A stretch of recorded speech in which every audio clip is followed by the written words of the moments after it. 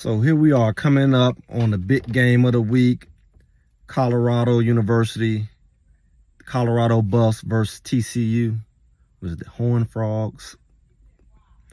And I got to tell you, to me, it's the biggest game. It is the spotlight. It is prime time game is on Fox. So to me, it's the game of the week. To a lot of us, it's the game of the week. Yes, we are bandwagon Buff fans. It's not a secret. It's not a something to be ashamed of. So, hey. But it's one thing that I'm noticing. A lot of people don't really know what the Buffs are made of. A lot of people don't really know what the team has, who they have. They don't really, I know they don't know the coaching staff, unless they really follow Coach Prime well off, the pregame shows like that, reach the people. They really don't know. Everybody's doing the typical college football talk, ESPN, all of the talk, the radio talk, the TV talk. But they don't really know. They definitely haven't done the research. All they know is Colorado was 1-11 last year. All they know is TCU went to the championship and got slaughtered last year, truthfully. But they don't really know. And they talk about the fact that Colorado has a new team, and they do. But so does TCU. Even their quarterback, he didn't play last year. He got hurt. And he's been a backup pretty much most of his career. And we can take it a lot of ways. We can talk about their line is big, Colorado's line is not big. I don't think Colorado line is small. Again, and people don't know the players. They have some huge guys on that line. They have a 6'8" guy on the line. And I guess people see, they're not that much bigger. This is not an SEC team they're playing against. It's not known necessarily that TCU is known for the big line. That's Georgia, Alabama, certain schools like that. That's not what they're known for. And they had one great year. And they had some decent years, but they had one great year, and people really living off of that. And that was a surprise thing.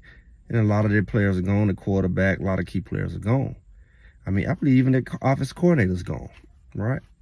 So how do we see so many people get a benefit of doubt to the same factors that they have that could be negative, but just make a big deal out of what Colorado has going on? I know Arizona State lost a couple key players. Nobody made a big deal. And then Colorado loses a fourth string D lineman. It's definitely something. You can't say it's not a little hate going on. When you don't hold the same standard against one person over the other, that's a little hate. It's a little bias. But, I'm not here to talk about the hate today. I'm here to talk about the secret weapon of Colorado. I'm here to talk about the number one thing that everybody's overlooking. And they're going to deny it. But the truth is the truth. And it's Shedeur Sanders, the quarterback. He's a better quarterback than, Chandler Morris? You say, he played in the SWAC. Anybody could have done it. Well, name him. Who else in the SWAC did it? Who else in the SWAC was even close to what he did? Who else in the FCS was close to what he did? His numbers were on the level of Heisman. That's why he had the Heisman talk, by the way. If it's so easy, why isn't everybody doing it? See, you're good. Especially as a quarterback. You're accurate. Well, he had top receivers. Well, great. He has top receivers now. You just don't know them yet. And what's dangerous about Shedeur is the fact that you are underestimating him. The fact that you saying he played high school level football in the SWAC. The fact that you say, well, I bet he can't do it here. It doesn't change the fact that he did it. I mean, the ball doesn't throw itself. His training level, his skill level is above 99% of the people that's playing quarterback. I don't care where they're playing at. His training, his skills, his how he works on his craft. Y'all underestimating this guy. He's the type of quarterback who put up very, very high numbers, very, very fast. With the type of receivers that he have. So what I'm saying, with the weapons that Shedeur has, the speed, the 4.3 to 4.2 speed, you can't just match up. Can't just say it's Travis Hunter. This guy is much faster. Travis Hunter is going to be Very, very hard to cover. Very quick, very smart, and he has speed. But he has very fast receivers as well. And Jimmy Horn, Xavier Weaver. He has a big receiver. He have running backs. He has a lot of weapons for his skill set. So my question is, what are you going to do about him? People say they're going to rush him. I'm sure he's going to have blitz packages. He's going to put pressure on him. If the line doesn't hold up this, what if they compensate for that? What if they have plans for that?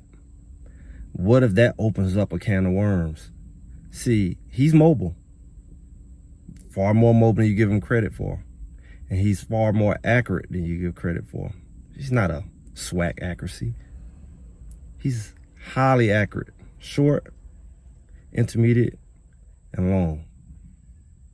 So, to me, he is the number one weapon. He's the number one weapon because he's going to be the best quarterback on the field. Mark my word. He's going to have the best wide receivers on the field.